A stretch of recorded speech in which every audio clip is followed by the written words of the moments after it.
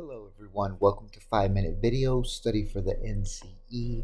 Today we are covering counseling skills and interventions, and we are under letter N, which states help clients develop support systems. So part of many clients' issues deals with the notion of isolation or feeling like they cannot share ideas or feelings with other individuals.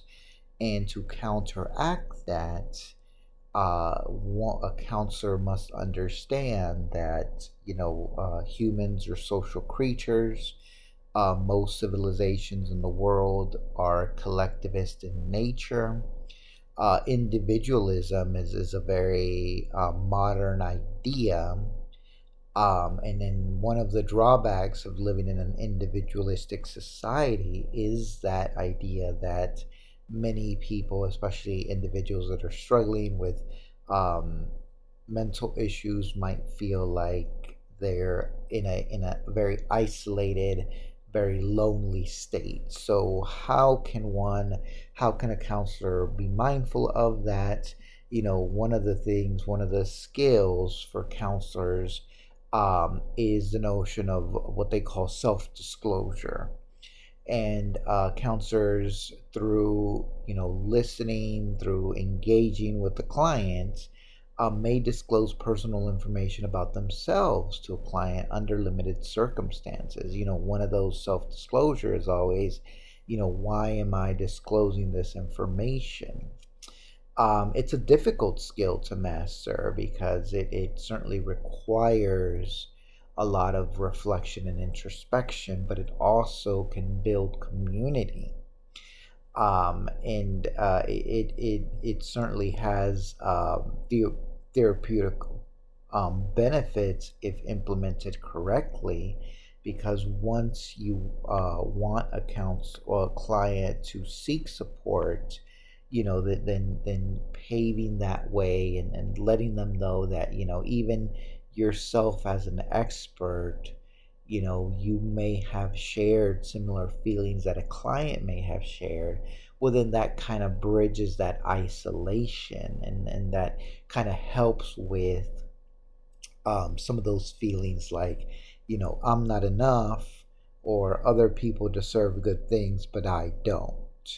The other skill that's important to recognize is the notion of genuineness. Being genuine, and those are some of the core skills that are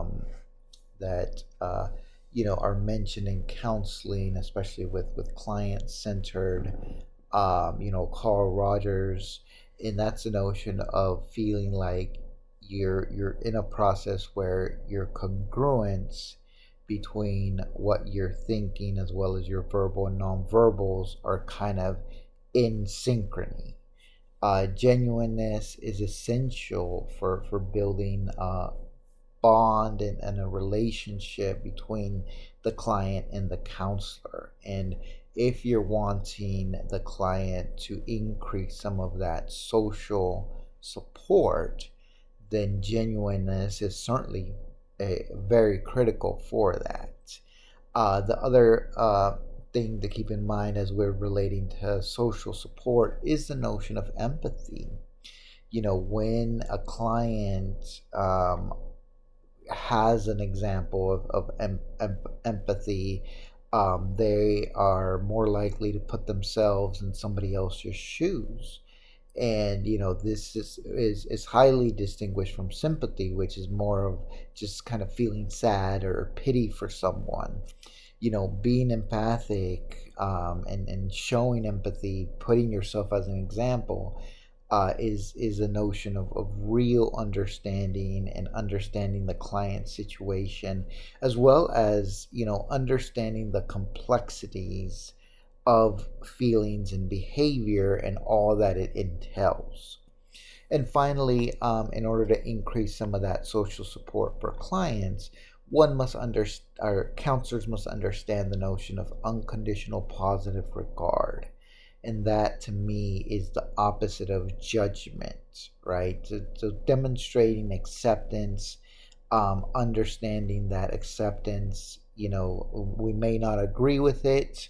We may not um, support it, but we accept it.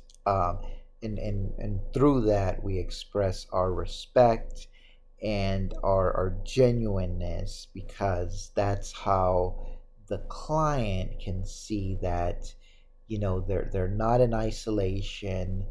They're worthy of themselves, and then they can make that big leap in order to seek that further social support, because eventually we want them to be autonomous, and we want them to go and live a happy and productive life.